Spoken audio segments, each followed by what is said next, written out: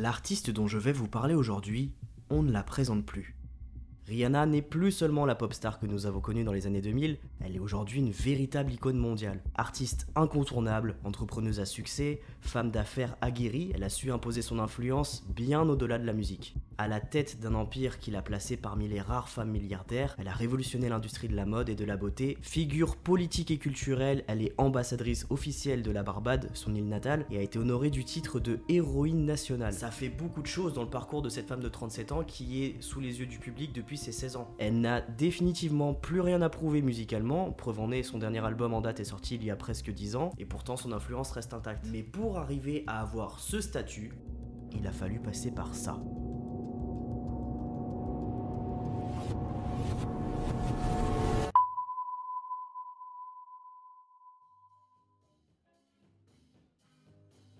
Nous sommes à la fin de l'année 2003 sur l'île de la Barbade. Evan Rogers, un jeune producteur new-yorkais, est en vacances avec sa femme originaire de l'île. Et comme chaque année, sa présence ne passe absolument pas inaperçue. La Barbade est une petite île des Caraïbes, d'environ 260 000 habitants à ce moment-là, et cette île n'est pas vraiment un tremplin pour percer dans l'industrie musicale. Contrairement à d'autres pays des Antilles, comme la Jamaïque, qui a vu naître le reggae avec Bob Marley, la Barbade n'a pas vraiment de figure majeure dans la musique à l'international. L'accès à cette industrie y semble presque inaccessible.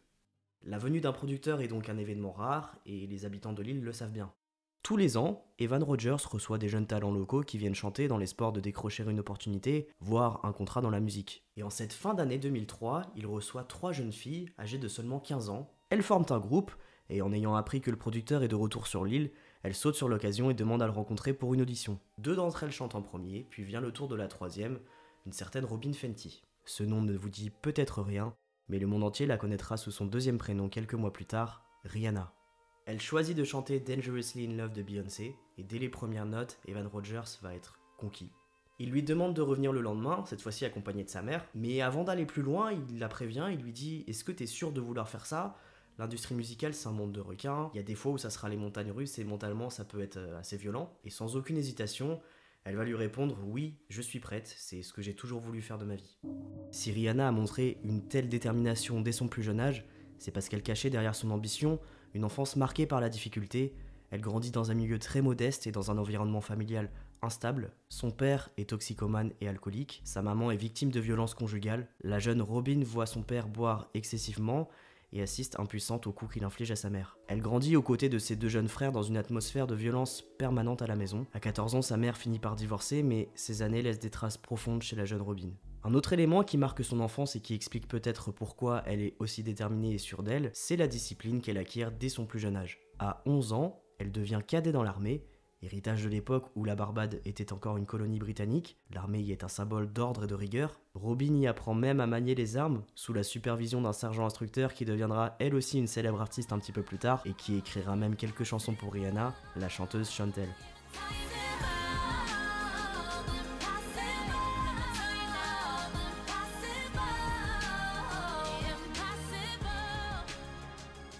Quand le producteur Evan Rogers la prend sous son aile en cette fin d'année 2003, Robyn Fenty y voit une occasion inespérée de changer de vie. Elle va alors choisir son nom de scène, qui comme je vous l'ai dit tout à l'heure, est son 2e prénom, Rihanna, et pendant ses vacances scolaires, elle fait des allers-retours à New York pour enregistrer des démos. Une année passe, nous sommes en début d'année 2005 et Rihanna est toujours partagée entre son lycée à la Barbade et ses voyages à New York. Elle sait que sa vie pourrait basculer à tout moment, mais rien n'est encore certain. Il lui faut maintenant trouver un label qui serait prêt à parier sur elle, afin d'obtenir un contrat qui pourrait lui permettre d'enregistrer et sortir ses propres chansons. Evan Rogers et son associé commencent alors à démarcher les grandes maisons de disques. Bien sûr, Rihanna a une très belle voix, mais c'est pas forcément non plus la plus talentueuse à ce moment-là. Dans cette industrie, il y a déjà beaucoup de jeunes filles jolies qui savent chanter, mais ce qui va la distinguer, c'est surtout sa détermination. Et c'est justement ça qui va taper dans l'œil du label Def Jam, dont Jay-Z est tout juste devenu le président. Avec L.A. Reid, ils la reçoivent. C'est la première fois que Rihanna rencontre des célébrités, et c'est pas n'importe qui en plus. Elle va chanter ses démos devant eux, et pendant cette soirée-là, ils vont quand même beaucoup hésiter, et après avoir bien réfléchi, ils vont décider de la signer directement. Rihanna s'engage donc pour 7 albums avec eux, et la machine est lancée.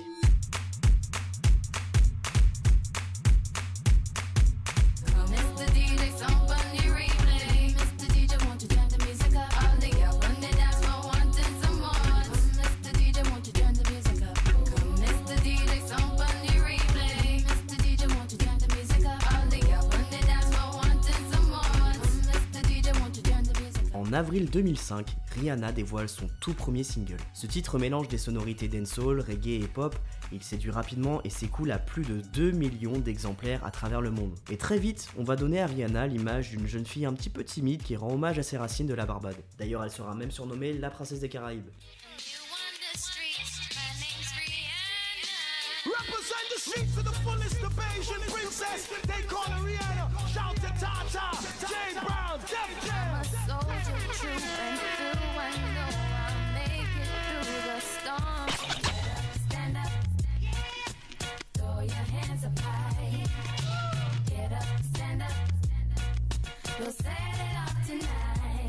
Donc voilà, pour vulgariser un petit peu, Def Jam lui collera un petit peu cette étiquette de l'adolescence venue des îles aux sonorités de Sean Paul. Mais au-delà de l'image, à ce moment-là, on ne cherche pas vraiment à connaître qui elle est en tant que personne. Rihanna est encore une jeune fille, et surtout, elle n'a pas encore de contrôle sur sa carrière. C'est vraiment le label qui va façonner la chanteuse à leur image. Le clip Pon de Replay est tourné à Toronto, au Canada, et c'est là que Rihanna croise la route d'un jeune homme dont le nom n'est pas encore très connu à l'époque. À part pour les fanas d'une série dont j'ai fait partie quand j'étais petit, franchement un peu dark avec du recul. J'avais vraiment pas l'âge de regarder ça.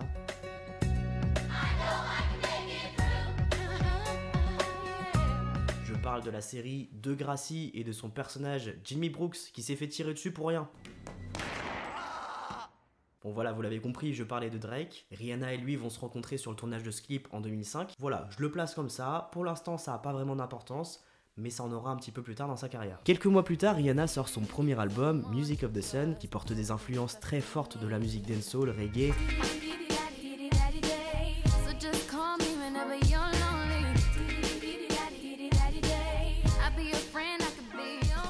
Mais aussi quelques ballades.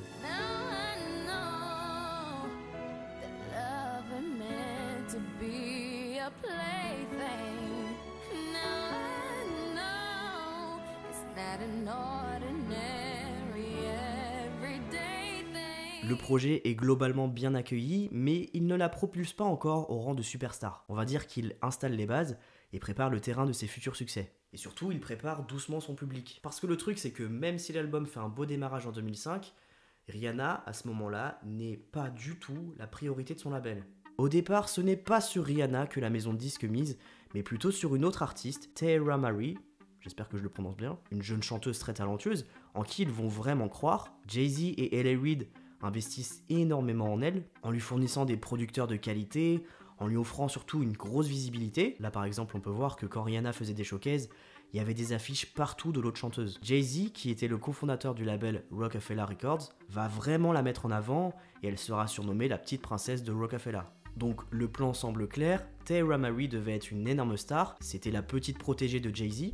Donc dans un monde parallèle, si on avait eu une rupture du continuum espace-temps, c'est sur elle que j'aurais fait une vidéo et pas sur Rihanna. Sauf que malheureusement, les chansons qu'elle va sortir ne vont pas prendre. On rajoute à ça des rumeurs selon lesquelles Jay-Z aurait eu une aventure avec Tahira Mari et que c'est Beyoncé qui aurait insisté pour que le label porte son attention plutôt sur Rihanna, voyant en elle un potentiel bien plus grand. Il y avait aussi des rumeurs selon lesquelles Tahira Mari se comportait pas forcément très bien non plus et qu'elle a fini par être virée, entre autres choses à cause de son comportement et de ses échecs commerciaux. Il y a aussi encore une autre version de l'histoire où lors d'une soirée de présentation où Rihanna chante, Beyoncé va voir L.A. Reid et Jay-Z en leur disant « Non mais les gars, vous faites n'importe quoi, c'est sur elle qu'il faut miser plutôt ». Rihanna, elle à côté, elle voyait bien que c'était pas la première option, mais elle continuait de charbonner. Jay-Z avouera plus tard qu'il était très sceptique sur Rihanna, il était très hésitant. Pour lui, la chanson Pon de Replay était tellement un gros hit que c'était difficile de revenir derrière. En fait, il avait peur que Rihanna ne devienne qu'une one hit wonder. Donc pour vulgariser, bien sûr, il avait peur que la chanson Pon de Replay finisse comme un simple hit de l'été, comme ses chansons.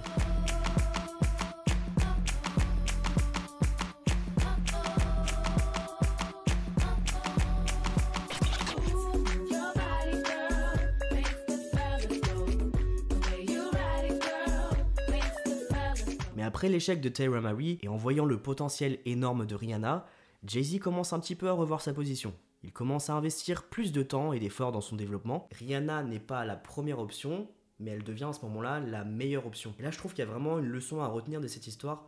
Vous en faites ce que vous voulez, bien sûr, mais je trouve que cette situation, on peut l'appliquer à plein d'autres domaines dans la vie. La leçon, c'est soyez bon tout le temps et soyez prêt tout le temps. Bon, j'ai pas envie de partir en truc de développement personnel et tout, mais Pour moi, la chance, elle va se présenter plein de fois dans votre vie. Mais si tu respectes pas cette notion de chance, eh ben, tu peux très vite passer à côté de très grosses occasions.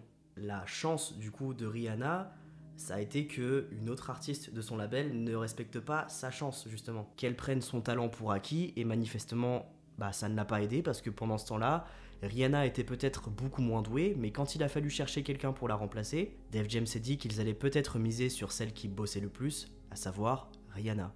Et cette chance va avoir une énorme conséquence dans la vie de Rihanna parce qu'elle va totalement changer la direction de sa carrière.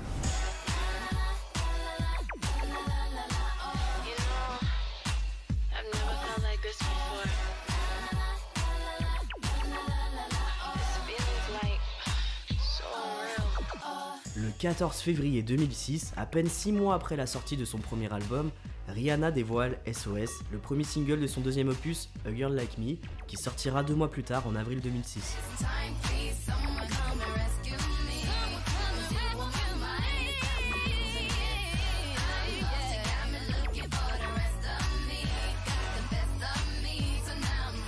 A l'origine, SOS était destiné à Christina Milian, également signée chez Def Jam à l'époque. Cependant, elle refusera le titre, le jugeant trop pop pour son style. Elle travaillait sur un album aux influences plutôt R&B, hip-hop, que je trouve excellent par ailleurs, allez l'écouter. Et à la place, elle misera sur ce titre.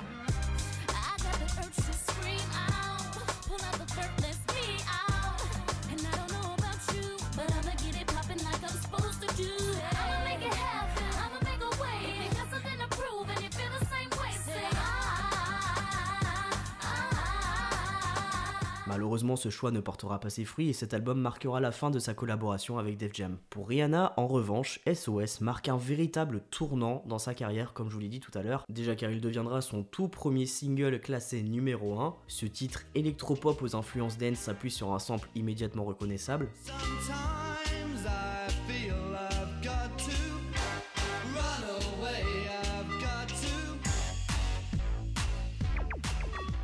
Surtout, il va avoir l'effet de rapidement briser l'image de simple tube de l'été que pouvait avoir Rihanna après Pon de Replay. Déjà en sortant ce titre plutôt rapidement, mais aussi en changeant totalement de style musical avec un titre qui est clairement taillé pour les clubs. Et comme je vous l'ai dit, Rihanna est devenue la priorité de Def Jam, et quand on est la priorité d'un label, et forcément on a plus de moyens. Ils vont donc lui attribuer des producteurs de renom pour ce deuxième album. Rihanna qui avait été très impressionnée par le travail de Ne-Yo après avoir entendu Let Me Love You de Mario, un titre qu'il a écrit et qui a été un énorme succès.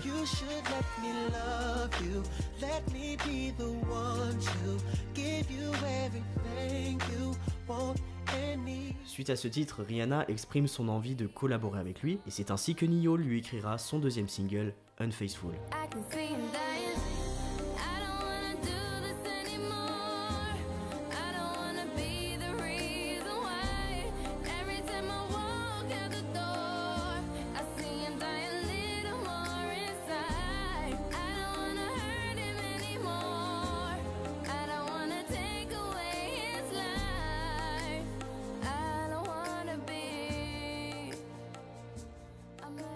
Ses textes et ses musiques abordent des thèmes plutôt généraux qui ne reflètent pas réellement sa propre vie. Et en même temps, Rihanna n'a que 18 ans à ce moment-là. Elle n'a pas encore assez de vécu pour raconter ses expériences personnelles marquantes à travers ses chansons. Elle incarne à ce moment-là une artiste façonnée par son label, interprétant des morceaux conçus par des équipes de compositeurs et producteurs extrêmement rodés. Et ses créateurs de hits produisent des titres destinés à différents artistes, donc pour l'instant, il n'y a encore rien de personnel dans sa musique. Mais ça va venir. Avec ce deuxième album, Rihanna propose un mélange de pop, reggae, dancehall et rock.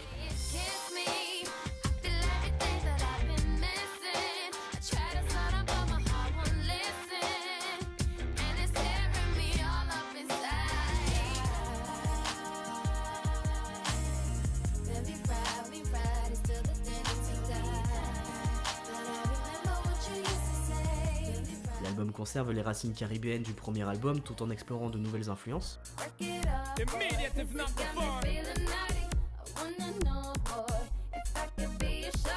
Rihanna va ensuite commencer ses premières tournées en faisant la première partie des Black Eyed Peas ou des Pussycat Dolls. Et pour la petite anecdote, dites-vous qu'en 2006, il y a des gens qui allaient voir les Pussycat Dolls au Zénith de Paris et la première partie, c'était Rihanna.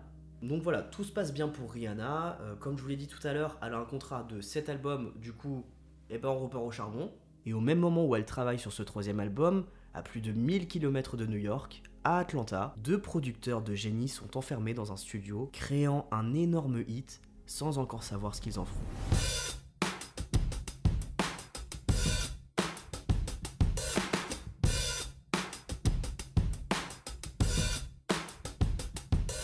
Nous sommes à Atlanta en 2006, les producteurs The Dream et Tricky Stewart sont en studio. Ils ont déjà chacun un très gros palmarès de tubes, d'ailleurs ensemble ils vont devenir une équipe redoutable dans les années à venir en produisant et coécrivant certains des plus gros hits de la décennie suivante. Petit extrait.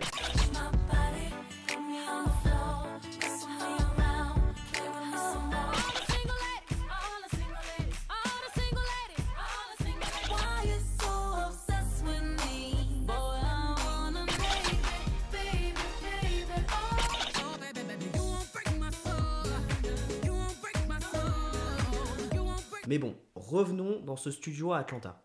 Tricky Stewart et The Dream sont en pleine création. Tricky est devant son ordinateur, sur son logiciel. Il vient de trouver une boucle de batterie libre de droit, que vous pouvez trouver aussi sur les logiciels GarageBand ou Logic Pro. Le nom c'est Vintage Funk Kit 3 et vous mettez le BPM à 90. Énième anecdote de loulou, mais si jamais vous voulez briller en société, vous pourrez dire qu'il y a aussi ces chanteurs qui ont utilisé la même batterie.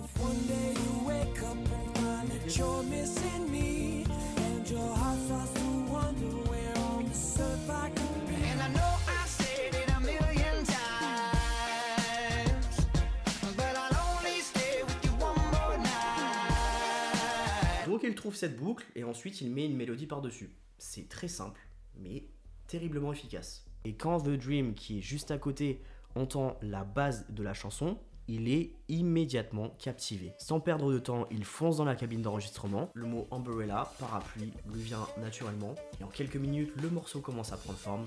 Et ça donne ça.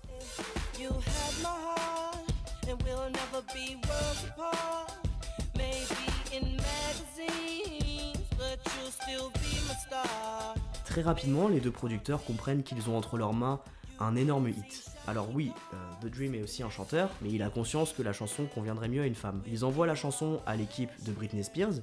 L'équipe dira qu'ils sont pas intéressés par leur chanson. Ils l'envoient ensuite à Mary J. Blige, qui va adorer ce titre. Il y a un espèce d'accord oral entre eux comme quoi le titre lui serait bien destiné, sauf qu'elle n'était pas du tout dans un processus de création de nouvel album à ce moment-là. Et les producteurs, eux, ils veulent pas attendre, ils veulent sortir la musique tout de suite.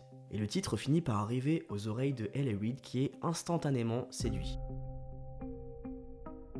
Et maintenant revenons à New York pendant l'élaboration du troisième album de Rihanna. À 19 ans, Rihanna est prête à tourner une page et à s'éloigner de l'image d'adolescente qui lui collait à la peau. Après 2 albums, elle ressent le besoin de se réinventer, de montrer qu'elle est prête à passer à un niveau supérieur et à exprimer un côté un petit peu plus mature. Cependant, malgré cette envie de transformation, elle n'a pas encore trouvé le titre parfait pour marquer son véritable comeback. C'est donc avec ce troisième album qu'elle commence à repenser son identité musicale et visuelle. L.A. Reid va lui envoyer la démo de Umbrella et Rihanna, dès la première écoute, tombe complètement amoureuse de la chanson. Ce titre sera choisi comme premier single de son troisième album Good Girl Gone Bad. Il sera en featuring avec Jay-Z, son mentor, dont Rihanna est la nouvelle petite protégée.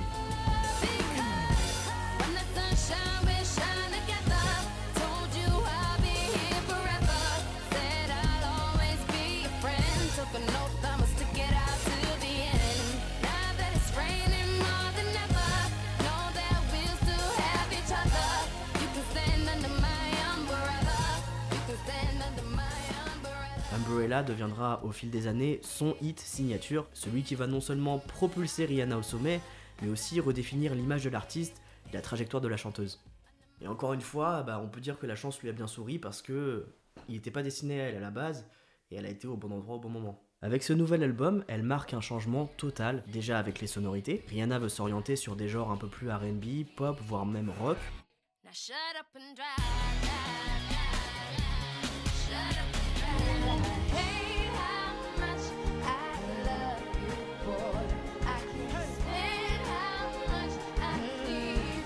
L'album Good Girl Gone Bad sort en mai 2007 et il est rempli de hits.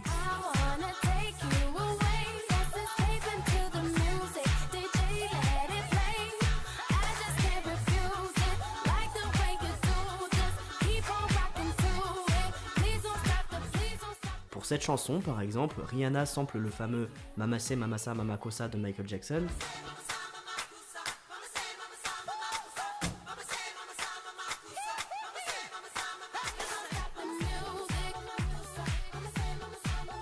Elle obtient bien sûr son autorisation, sans savoir que cette phrase ne lui appartenait pas et qu'en 1983, Quincy Jones et Michael Jackson avaient eux aussi samplé ce même refrain de Soul Makossa de Manu Dibango, et sans lui demander l'autorisation bien évidemment.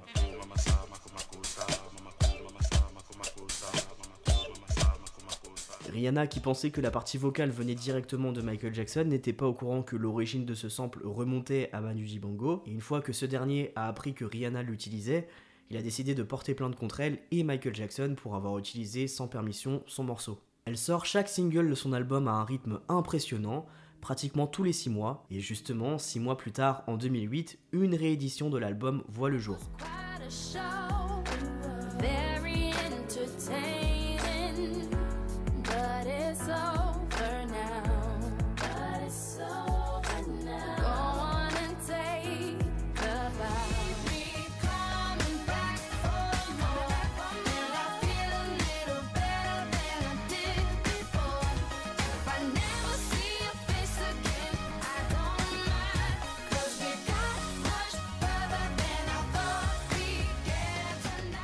Rihanna était constamment présente sur la scène musicale, que ça soit sur ses propres projets ou en featuring sur ceux des autres.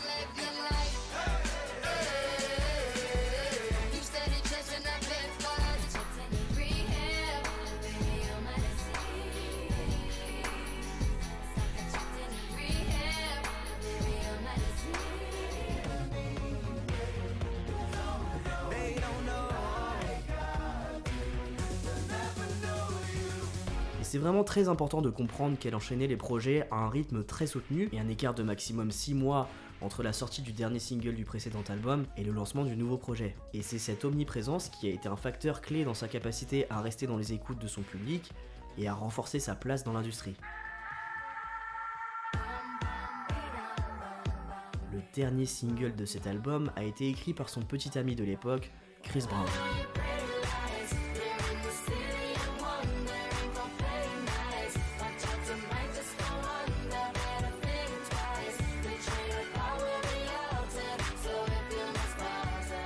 À ce moment-là, ils sont tous les deux très très jeunes, 20 ans pour Rihanna et 19 ans pour Chris, et ils ont tous les deux des carrières musicales extrêmement réussies pour leurs jeunes âges.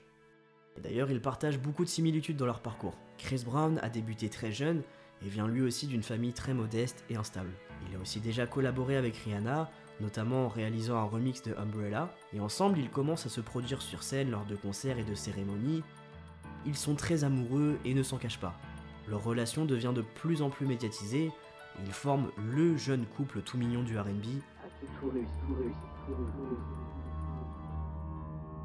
Le couple parfait.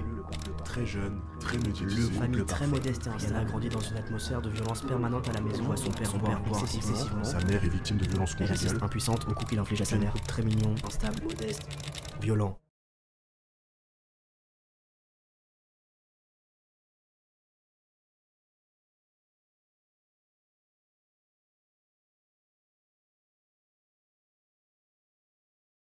Comme chaque année, la prestigieuse cérémonie américaine des Grammy Awards a lieu à Los Angeles, récompensant les artistes qui ont marqué l'année musicale dans diverses catégories.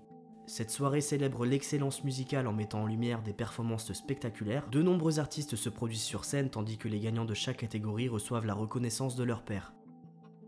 Ce soir, du 8 février 2009, plusieurs artistes ont enflammé la scène des Grammy Awards. Mais 2 artistes qui devaient performer sur scène manquent à l'appel. Chris Brown et Rihanna. Laissez-moi vous ramener la veille de la cérémonie pour comprendre pourquoi ils ne sont pas là. La soirée de gala de Clive Davis, événement incontournable qui précède chaque année les Grammy Awards, touche à sa fin. Chris Brown et Rihanna quittent la réception et montent dans leur Lamborghini aux alentours de minuit. La soirée a très mal tourné après la rencontre inattendue d'une ancienne conquête de Chris Brown, et c'est pas la première dispute du couple, loin de là. En réalité, c'est pratiquement leur quotidien. Phase 1 du cycle de la violence, le climat de tension. Derrière l'image du jeune couple tout mignon que les médias mettent en valeur et que le public pense voir à chacune de leurs apparitions, leur relation est depuis plusieurs mois marquée par des disputes de plus en plus violentes jusqu'à en venir aux mains. Ce soir-là, alors qu'ils roulent dans les rues de Los Angeles en direction de leur maison, Rihanna fouille le téléphone de son compagnon. Elle tombe sur un long message envoyé par cette fameuse ex. Furieuse, elle exige des explications et la dispute éclate immédiatement. Phase 2 du cycle de la violence, l'explosion. Chris Brown s'énerve puis finit par garer la voiture dans une rue isolée. Il attrape Rihanna, ouvre la portière et tente de la faire sortir de force, mais elle est attachée à son siège. Pris d'une énorme rage, il frappe violemment sa tête contre la vitre, laissant un hématome d'1 centimètre sur son front, puis il lui assène un coup au niveau de l'œil gauche. Il redémarre la voiture, accélère, continue à la frapper tout en conduisant, et il lui crie « Attends de voir quand on va rentrer à la maison, je vais te casser la gueule ». Rihanna est bien évidemment terrifiée, elle tente d'appeler son assistante mais tombe sur sa messagerie, elle fait semblant d'être au téléphone et prononce une phrase destinée à effrayer Chris Brown. « Je rentre à la maison, assure-toi que la police soit là ». Mais au lieu de s'arrêter, il lui dit « T'as fait la pire connerie de ta vie, maintenant je vais devoir te tuer ».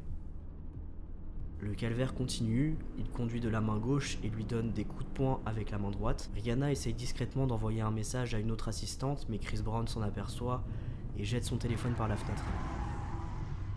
Nouvel arrêt brutal, Chris Brown gare le véhicule, il l'agresse encore, lui mord les bras, l'oreille, tente de l'étrangler, elle sera même au bord du malaise, puis après avoir réussi à se replier sur son siège, elle réussit à le repousser hors du véhicule en lui donnant des coups de pied et hurle à l'aide. Chris prend alors la fuite et un voisin alerté par les cris appelle immédiatement la police.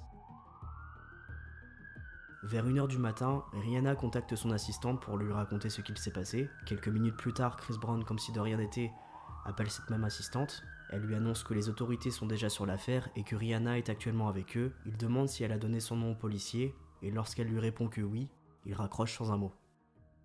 Le lendemain, à 19h, Chris Brown se rend finalement au poste de police.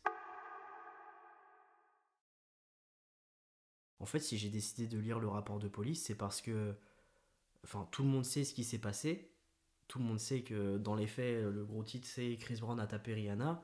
Mais je trouve que quand on lit en détail ce qui s'est passé, c'est pas il l'a tapé, c'est ce qui est déjà horrible hein, bien sûr, mais il s'est acharné sur elle.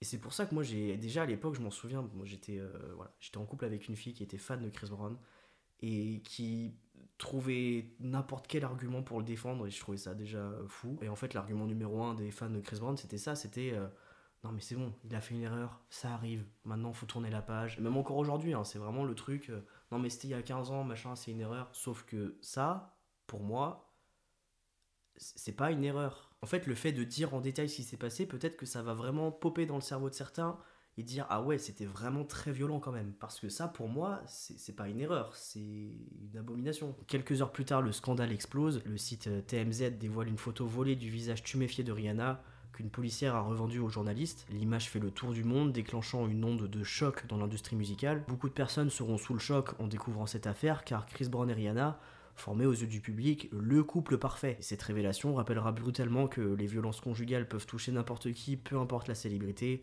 la richesse ou l'image renvoyée à l'extérieur, et surtout que finalement on sait jamais ce qui se passe réellement à l'intérieur d'un couple. L'affaire prendra une ampleur considérable aux États-Unis, et même à travers le monde, déclenchant un véritable débat de société sur les violences domestiques, et surtout parce que, malgré l'incident, Rihanna et Chris Brown ont brièvement renoué leur relation seulement quelques semaines après l'agression. Ça va indigner plusieurs journalistes et surtout son entourage professionnel qui va lui reprocher de donner le mauvais exemple. De nombreuses personnalités prendront la parole, notamment Oprah Winfrey, qui consacrera une émission entière à ce sujet, insistant sur l'importance de briser le silence autour de ce fléau. Chris Brown and Rihanna, if I were your friend, I would call you up and I would say, give it some time, get yourself some counseling. Both of you. Take care of yourself, heal yourself first. And also, love doesn't hurt. They've been saying this to women for years. Right. Love doesn't hurt. And if a man hits you once, he will hit you again. That's right. He will hit you again. Cet événement mettra en lumière une réalité alarmante. Chaque année, des millions de femmes subissent des violences conjugales, souvent dans le silence et dans l'isolement. Ces agressions, trop souvent minimisées, conduisent parfois à des féminicides, un phénomène qui malheureusement n'a de cesse d'augmenter. Je suis obligé d'en parler, désolé pour ceux que ça va saouler, mais c'est ma vidéo, je fais ce que je veux. Aujourd'hui, au moment où je vous écris ces lignes, en février 2025, la situation reste dramatique. En France, 19 femmes ont déjà perdu la vie sous les coups de leur conjoint depuis le début de l'année. Suite à ce terrible incident, Rihanna deviendra malgré elle une figure emblématique de ses victimes, son histoire servant de triste rappel que personne n'est à l'abri, que la lutte contre ces violences reste plus que jamais nécessaire. Et Chris Brown deviendra l'ennemi public numéro 1. Blacklisté par les radios, les médias et une grande partie de l'industrie musicale, il verra sa carrière brutalement freinée. D'ailleurs, le seul moyen qu'il trouvera pour passer à nouveau en radio, c'est de faire des hits en featuring. À chaque fois qu'une personne l'appelait pour un projet, il sautait sur l'occasion, et comme il n'était pas seul sur ses morceaux, il était plus facilement diffusé. Quelques mois plus tard, il tentera de redorer son image en accordant une interview à Larry King, où il apparaîtra aux côtés de sa mère. Il y évoquera son enfance marquée par les violences conjugales dont sa mère a été victime, cherchant à attendrir l'opinion publique. À seulement 19 ans, il essaiera de justifier son acte en le mettant sur le compte de la jeunesse et de son propre passé. Mais c'est important de rappeler que cette affaire ne sera que la première d'une série d'accusations contre lui. Dans les années suivantes, plusieurs femmes, dont certaines ayant été en couple avec lui, l'accuseront à leur tour de violence. De son côté, Rihanna disparaîtra presque totalement de la sphère publique. Hormis pour le procès de Chris Brown, auquel elle assistera en juin 2009, elle s'isolera loin des projecteurs. Les paparazzi traqueront le moindre de ses déplacements, cherchant à capturer des images chocs aux abords de sa résidence, et toujours dans l'optique de remplir ce contrat de 6 albums qu'elle a avec Def Jam, un album doit voir le jour en cette année 2009. Elle se replongera dans le travail, trouvant refuge dans la musique pour tenter de se reconstruire. Elle qui avait l'habitude de chanter des tubes généraux qui ne lui parlaient pas vraiment et ne reflétaient pas sa vie, aura pour la première fois depuis le début de sa carrière matière à écrire sur un sujet important de sa vie et décidera d'utiliser ses traumatismes dans la musique.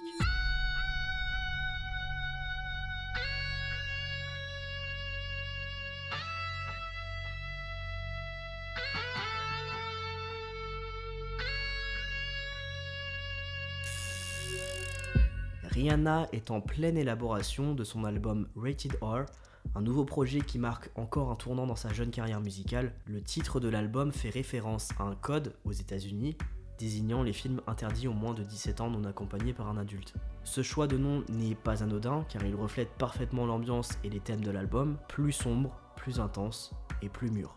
Le contenu de l'album s'attaque frontalement au thème de l'amour toxique et de la violence conjugale. Pour Rihanna, Rated R est son œuvre la plus personnelle, un exutoire qui lui permet de parler de ce qu'elle a vécu durant l'année 2009. Il reflète également une vraie volonté d'indépendance et de contrôle sur sa vie. Cet album marque un changement radical dans l'image de Rihanna et au moment où l'album prend forme, elle refait son apparition sur le devant de la scène, notamment en juillet 2009 avec la sortie de Run This Town, en featuring avec Jay-Z et Kanye West, qu'elle interprétera pour la première fois en septembre 2009 après plusieurs mois d'absence.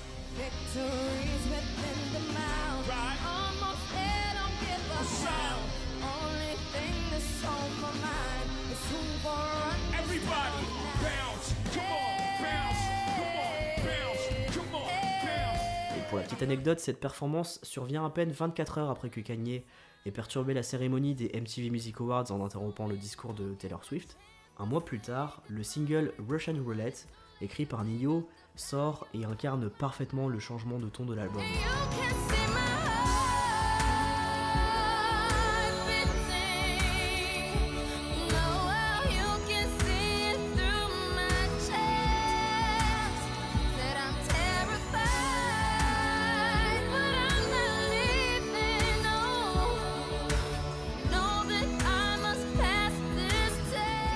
La chanson et surtout son clip vidéo sont des métaphores évidentes à ce qu'a vécu Rihanna et la violence qu'elle a subie. Dans le clip, on la voit avec plusieurs blessures, se trouvant dans des situations de tension, notamment à un moment où on peut voir qu'une voiture roule très vite, ça fait un petit peu écho à la dispute qu'elle a eue dans la voiture avec Chris Brown. Dans le clip, on la voit également subir un interrogatoire où un homme pointe un pistolet sur elle, un élément qui reste visible tout au long de la chanson, et tout au long de ce moment, l'homme a le choix de tirer ou non et choisit finalement de le faire à la fin. Et ce pistolet peut être interprété comme une métaphore du choix que Chris Brown avait de la frapper ou non. On peut dire que cet album du coup a été une espèce de réappropriation de son histoire que le monde entier s'est accaparé. Rihanna s'investit davantage dans l'élaboration des titres et des morceaux.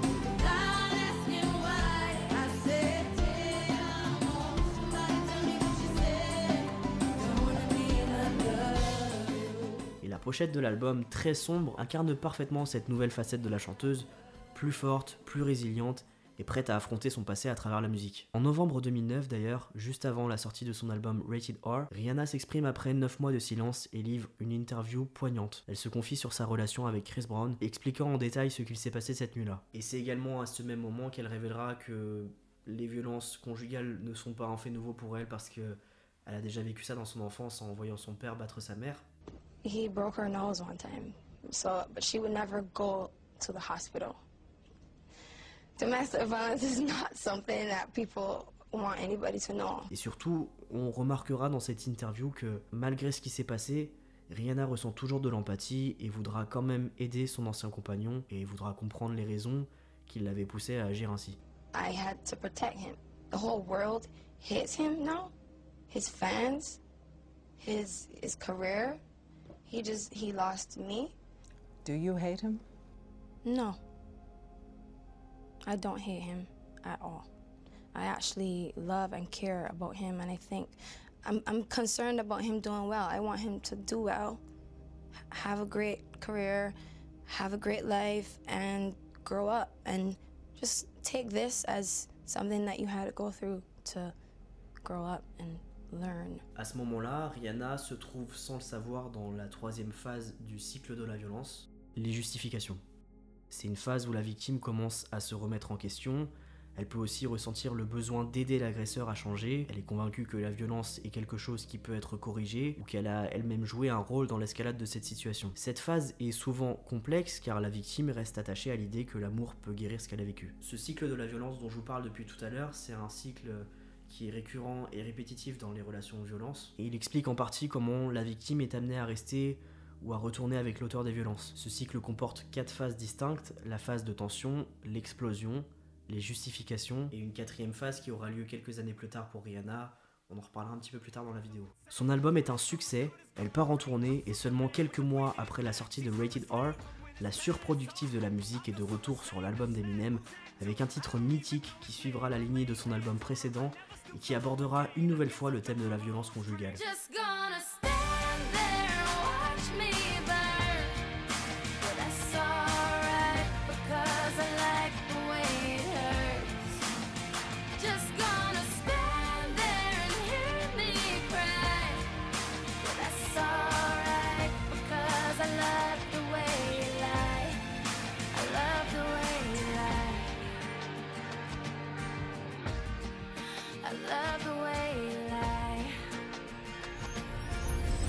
Nous sommes désormais en 2010, une nouvelle décennie commence et Rihanna souhaite se réinventer pour le prochain album. Fini l'obscurité et les tourments de l'ère précédente, elle veut tourner la page.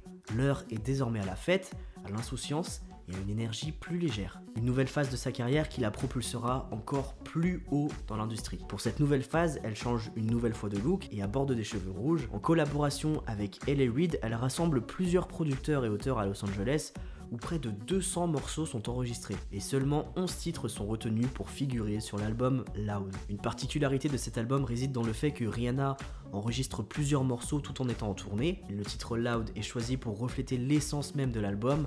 Elle veut qu'on joue ses musiques très fort.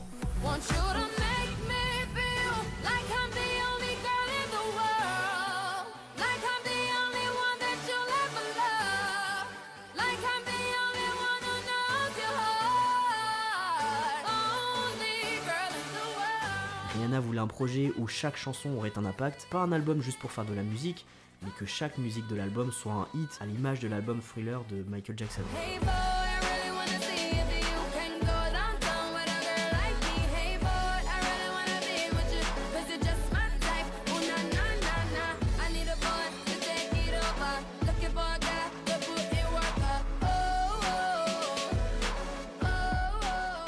Ce titre avec Drake devait être simplement un remix à la base, mais l'équipe de Rihanna a estimé que cette version était bien meilleure que la version qu'il voulait faire de base, ce qui a conduit à en faire le titre officiel. Ce choix s'avérera payant puisque la chanson atteindra la première place du Billboard Hot 100 et marquera la première collaboration officielle entre Rihanna et Drake. Il y a vraiment beaucoup de hits dans cet album.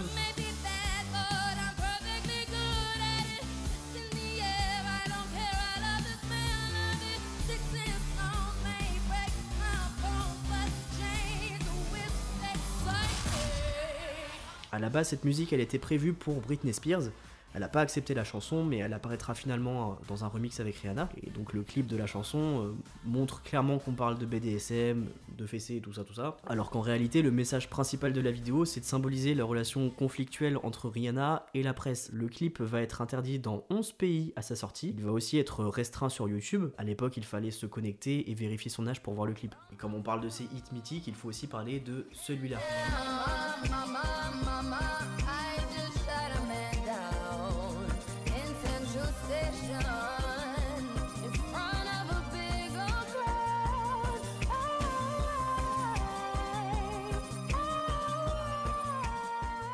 Cette chanson, elle est fortement inspirée de la chanson de Bob Marley, I Shot the Sheriff, et dans ce titre reggae, Rihanna raconte l'histoire d'une femme qui tue son agresseur après avoir été victime d'un viol. Elle samplera également Avril Lavigne dans un autre hit.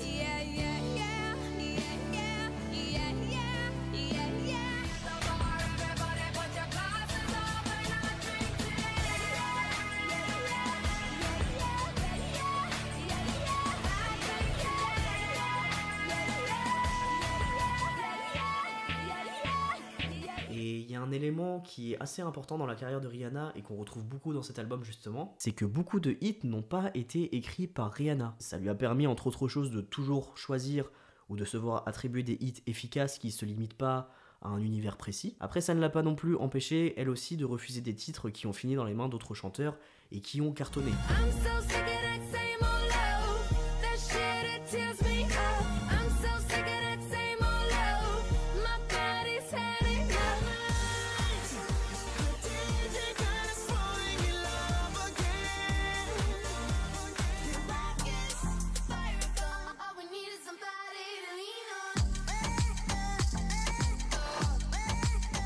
États-Unis, il y a beaucoup d'artistes, d'auteurs-compositeurs qui ont pleinement conscience qu'ils n'ont pas forcément la voix, le charisme ou la notoriété nécessaire pour transformer un morceau en hit. Leur métier, c'est de composer et d'écrire, mais pas forcément d'interpréter. Ça arrive qu'une chanson soit parfaitement taillée pour une star en particulier, et il devient donc plus logique de la lui vendre plutôt que de la garder pour soi. Donc c'est très courant que la personne qui écrit la chanson enregistre elle-même une démo du morceau avant de le proposer à un artiste. Ça permet d'avoir une idée concrète du rendu final et d'aider l'interprète à visualiser le potentiel du titre. Rihanna par exemple, elle a déjà reçu des morceaux déjà structurés avec une ligne vocale, donc des top lines, faites par d'autres chanteurs avant d'y ajouter sa propre touche.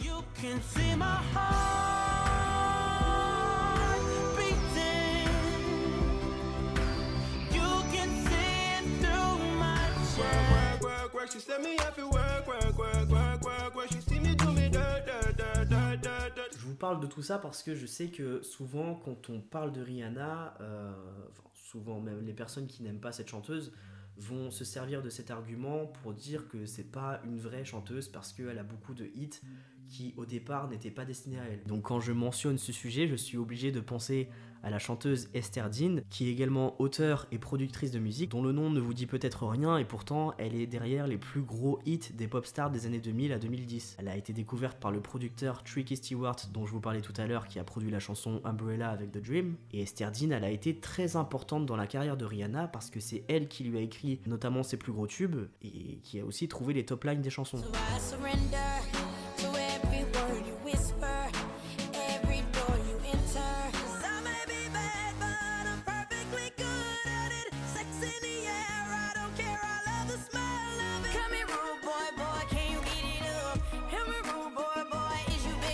C'est pas du tout du vol, c'est un travail collaboratif, c'est quelque chose qui se fait beaucoup dans l'industrie de la musique, parfois même par des chanteurs très connus.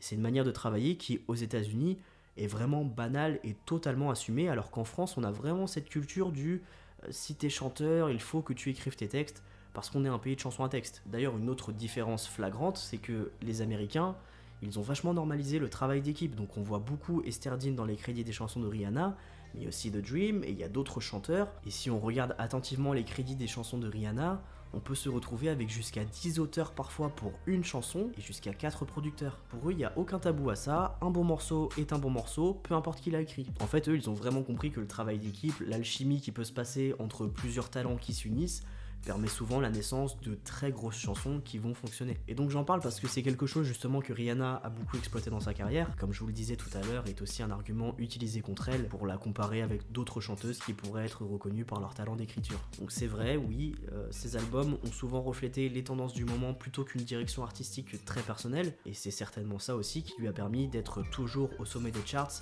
et a contribué à faire d'elle une machine à tube. Mais voilà, il suffit pas de prendre une chanson et seulement la chanter, parce que d'une voix à une autre, ça peut être totalement différent. Rihanna, elle a sa propre patte, elle a un timbre de voix qui est très reconnaissable, et forcément, ça apporte une autre dimension à la chanson.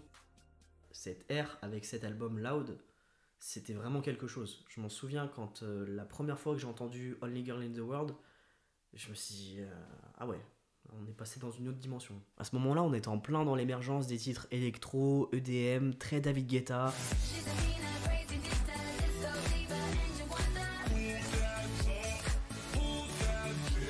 Et c'est aussi l'album qui va marquer l'omniprésence de Rihanna à la télé, dans les soirées, à la radio, tout le temps.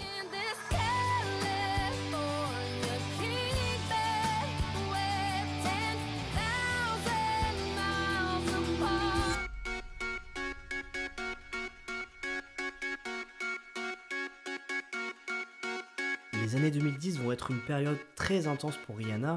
Elle enchaîne les concerts et enregistre en même temps son prochain album. Elle est sur un rythme très effréné, où il se passe seulement 3-4 mois sans qu'on entende une nouvelle musique d'elle.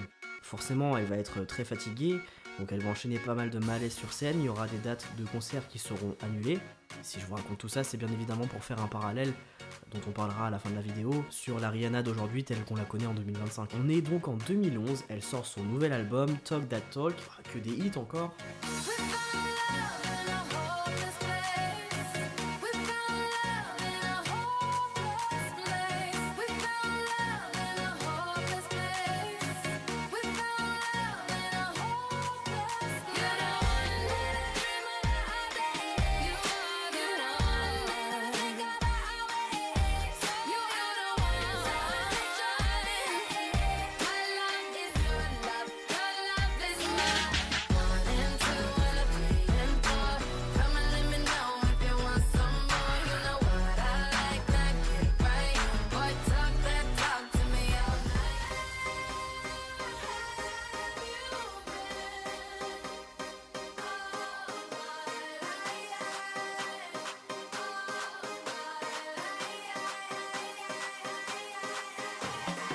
On voit qu'elle inclut beaucoup de DM sur cet album, elle suit la lignée de la musique du moment de l'époque en faisant appel à des producteurs comme Calvin Harris. Alors vraiment, fallait être là. De toute façon, le top 3 à ce moment-là, quand t'allumais la radio, c'était David Guetta, Black Eyed Peas, Rihanna.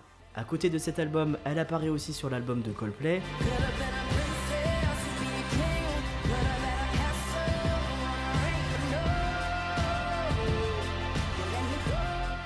sur celui de Drake,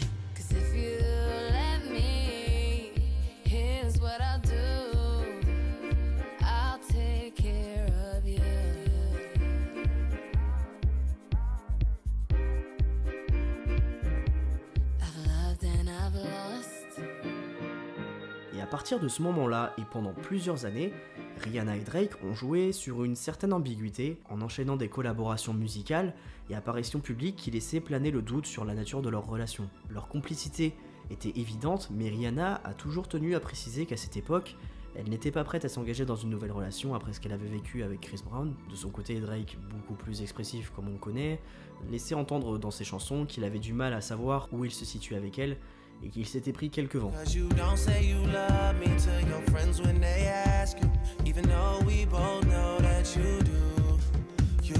Le moment le plus marquant de leur relation arrive en 2016 au MTV Music Awards. Drake est chargé de lui remettre un prix, sauf qu'il lui a carrément fait une déclaration d'amour en direct. She's someone I've been in love with since I was 22 years old. Sauf que Rihanna, visiblement très gênée, réagit en lui faisant un dab. Dans les semaines qui suivent, on les voit s'embrasser sur scène, ils se font même un tatouage commun, mais au final, leur relation se termine à la fin de l'année 2016. Bon, on est parti un petit peu loin dans le temps là, on va reprendre la DeLorean et on va rembobiner en arrière. Ah, voilà, 2012. Attendez, qu'est-ce qu'il fout là, lui? Ah, on est dans la 4e phase du cycle. La lune de miel. La phase lune de miel dans le cycle de la violence est souvent la plus trompeuse, car c'est celle qui entretient l'espoir d'un changement. Après une période de conflit, de rupture ou de distance, elle se caractérise par un retour à la case départ où les deux personnes ont souvent tendance à oublier pourquoi ils n'étaient plus en contact, voire même à idéaliser le début de relation. La victime est convaincue qu'elle peut changer l'autre, qu'elle peut l'aider, et l'auteur des violences fait beaucoup de belles promesses que ce qui s'est passé n'arrivera plus. Après l'épisode tragique de 2009 et plusieurs années de séparation, leur rapprochement surprend le public, on les revoit ensemble, publiquement, complices, comme si rien ne s'était passé. C'est une période où tout semble s'arranger, où l'intensité des sentiments prend le pas sur la raison, et cette intensité va même se ressentir dans leur musique. Chris Brown apparaîtra d'abord en remix sur l'un des titres de Rihanna, et ils feront ensuite un duo ensemble, avec des paroles plus que claires sur le 7e album de la chanteuse dont je vais vous parler tout à l'heure.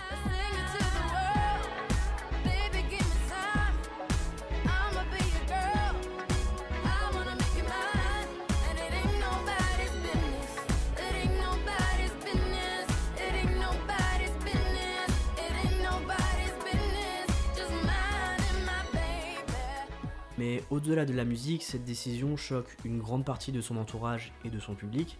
Beaucoup lui reprochent d'envoyer un mauvais message, de minimiser les violences passées en revenant avec son agresseur. D'ailleurs, la violence est toujours très présente chez lui. Leur réconciliation va même faire éclater des tensions avec Drake. Quelques mois après ce rapprochement, Chris Brown et Drake se retrouvent dans une boîte de nuit à New York où une altercation violente éclate entre les deux. Des bouteilles volent, plusieurs personnes sont blessées. Anecdote de Loulou que personne n'a demandé, il y avait Tony Parker ce soir-là dans la boîte. Il s'est pris un éclat de verre dans l'œil et il a failli perdre son œil. Voilà. Donc les deux chanteurs vont être en conflit pendant pas mal d'années jusqu'à ce qu'ils sortent cette musique qui annonce leur réconciliation.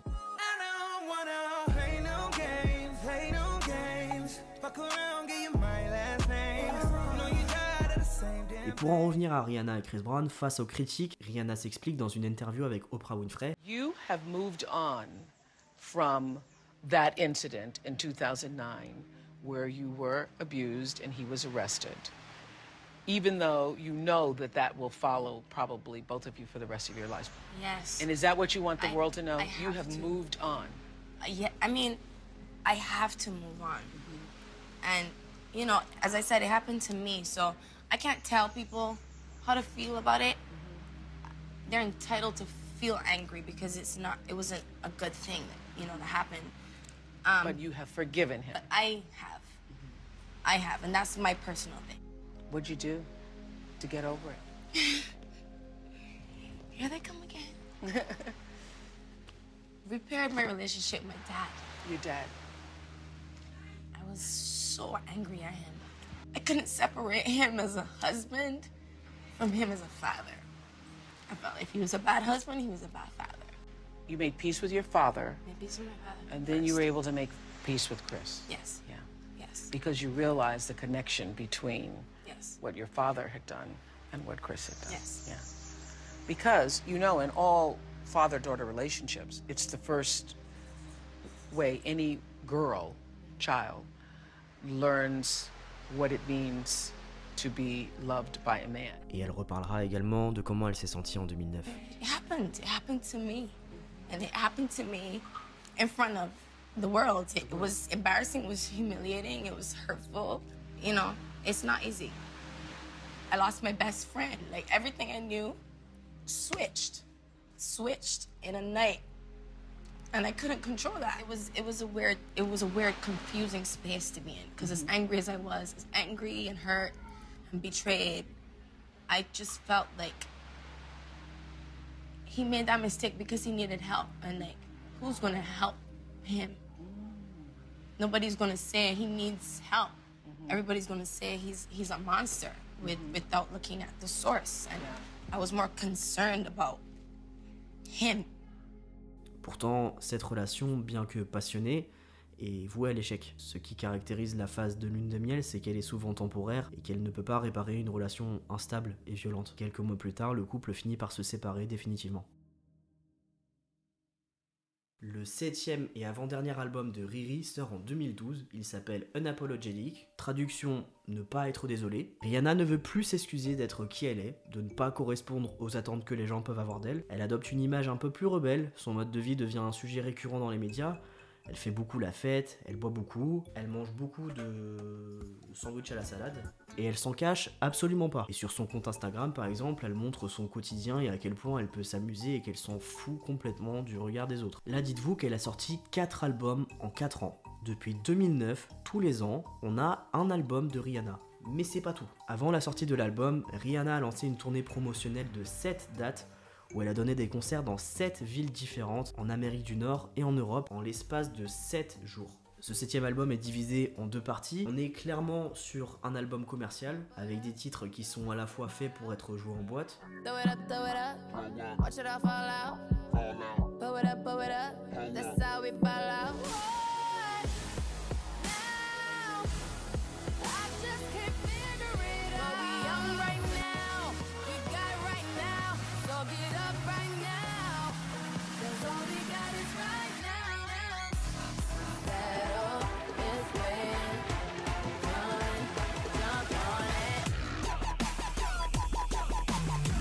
Des titres qui sont faits pour être écoutés par ta mère sur Chérie FM ou en fond sonore dans les interviews des anges sur NRJ 12.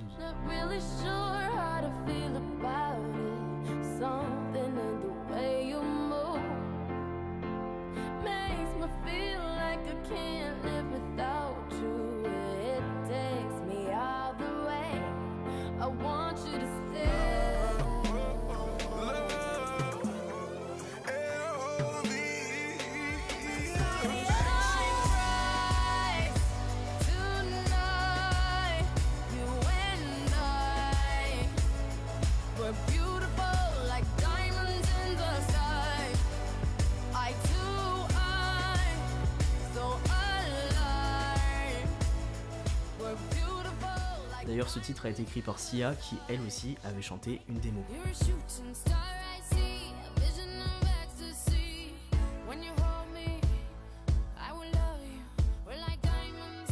Je vais pas vous mentir, moi à ce moment-là, j'ai fait une overdose de Rihanna, je pouvais plus l'entendre, j'ai vraiment pas aimé l'album. D'ailleurs, c'est le dernier qu'elle sort avec Def Jam, ça y est, elle a rempli son contrat. Et il va se passer un écart de 4 ans entre cet album et le tout dernier qu'on connaît d'elle aujourd'hui. Mais c'est pas pour autant qu'entre 2012 et 2016, elle va rien faire. Durant ces années, Rihanna prend une toute nouvelle direction, elle commence à se diversifier, à élargir son empire, elle va sortir un parfum, elle collabore avec des marques de mode et de beauté, elle devient notamment la directrice artistique de Puma, elle apparaît même au Met Gala, elle va jouer dans des films aussi, donc finalement pendant ces 4 ans, elle va planter les graines de son après-carrière. Musicalement, elle est toujours présente, elle apparaît dans les albums de plusieurs artistes.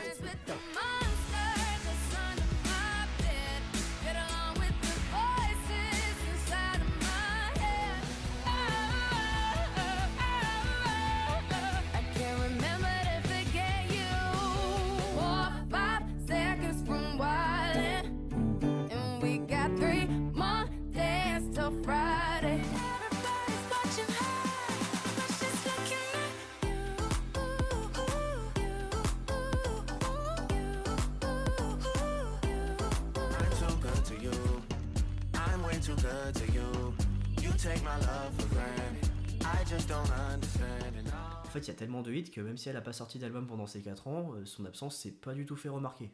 En solo, elle va revenir avec 2 titres, un qui est plus que mythique, qu'elle a sorti après s'être fait arnaquer par son comptable et avoir perdu pas mal d'argent.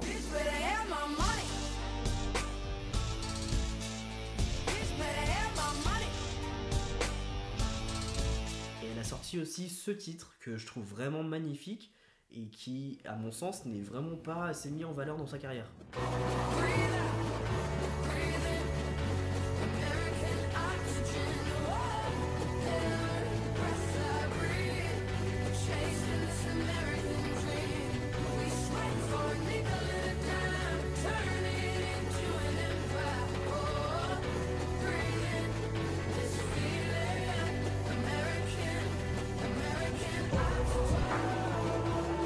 Nous sommes désormais en 2016.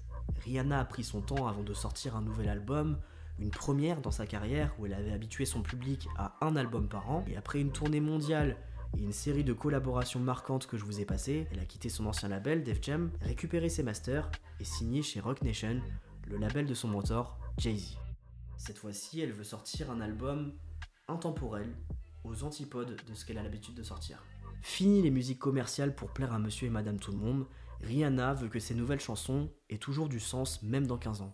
Ce 8e album s'appellera NT et deviendra l'album le plus audacieux et expérimental de la carrière de Rihanna. Quelques mois avant la sortie de ce nouveau projet, elle dévoile la pochette de l'album lors d'une exposition privée le 7 octobre 2015. La pochette de l'album montre Rihanna lorsqu'elle était enfant, qui tient un ballon et porte une couronne dorée qui masque ses yeux, avec pour message en braille « Parfois, ceux qui ont la vue sont les plus aveugles ». NT marque un tournant où Rihanna ne cherche plus à faire des tubes radio formatés, elle prend totalement le risque de s'éloigner des sonorités mainstream. L'album est disponible en janvier 2016 et il sera marqué par une sortie un peu catastrophique.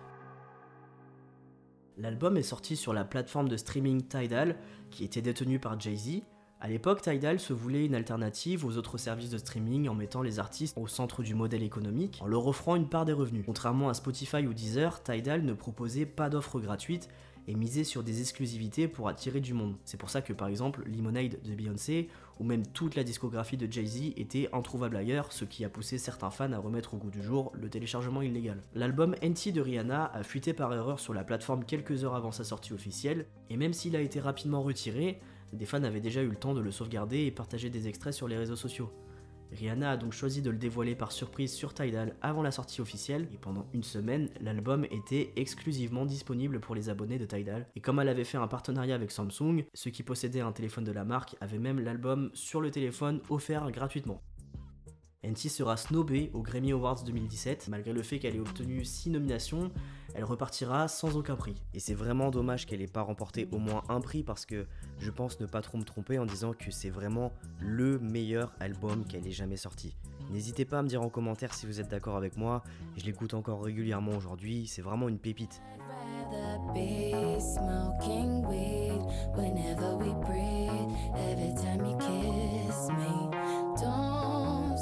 You miss me, just come get me. Turn back when I look you in your eyes. What are you willing to do? Oh, tell me what you're willing to do. Just get ready for work, work, work, work, work, work. You send me heavy work, work, work, work, work, work.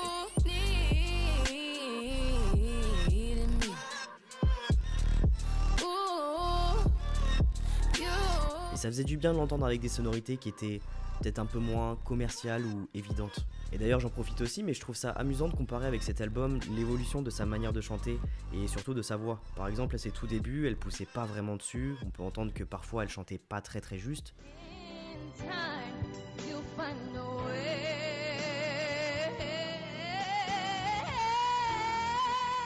Et 13 ans après, on voit qu'elle a vraiment gagné en puissance vocale.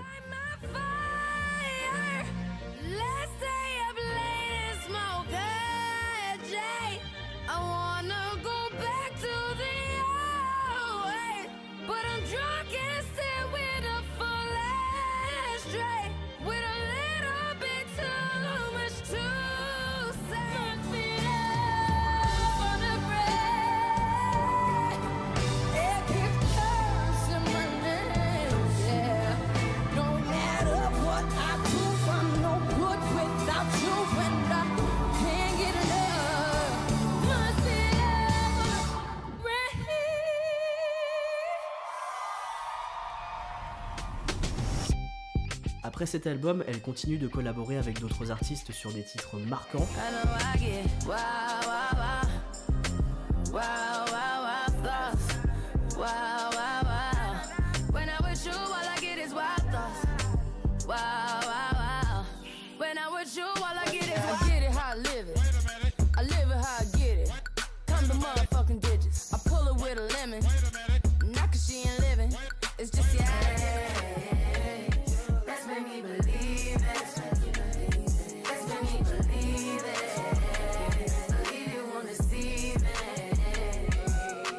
Dès 2017, seulement un an après la sortie de NT, des rumeurs évoquent la sortie imminente d'un nouvel album aux sonorités reggae. Elle confirme bien l'existence du projet, elle affirme qu'il est terminé mais qu'il n'a pas encore de date de sortie. Sauf que, avec le temps, l'attente grandit même de plus en plus. Les fans et les médias ne cessent de lui poser la fameuse question « Il est pour quand le nouvel album ?» Baby needs new music, Rihanna. Oh girl, who sent you?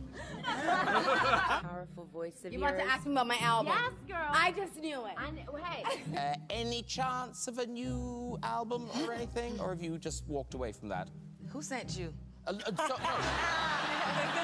I know one of my fans got to you, Graham. Et plus les années passent, plus Rihanna ressent de la pression. Il va même être carrément saoulé qu'on lui pose cette question. Elle va confier qu'elle préfère ne rien sortir tant qu'elle n'est pas certaine d'avoir atteint la perfection, laissant même entendre que l'album pourrait ne jamais voir le jour. Et cette rareté de nouvelles musiques va créer un espèce d'engouement à chaque nouvelle apparition de Rihanna. Et en réalité, la sortie d'un nouvel album semble de moins en moins certain.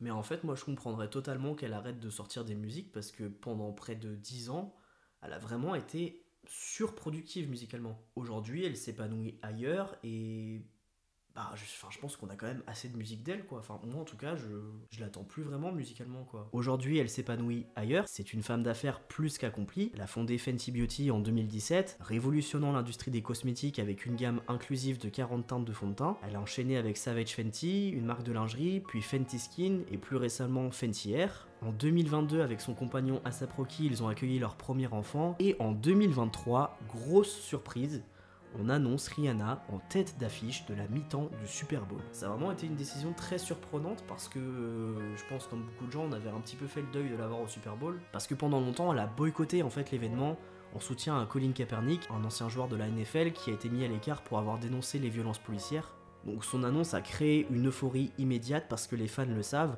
un show au Super Bowl est souvent suivi soit d'une tournée ou d'un nouvel album. Et Rihanna ne fait rien comme les autres. Le show du Super Bowl 2023 est incroyable, elle apparaît en rouge flamboyant, suspendue sur une plateforme, laissant deviner qu'elle est de nouveau enceinte. Elle enchaîne ses plus grands hits et pendant sa performance de 13 minutes, elle fait une petite pause à un moment donné qui n'est pas du tout anodine pour se repoudrer le nez avec un produit de sa gamme de fond de teint Fenty Beauty.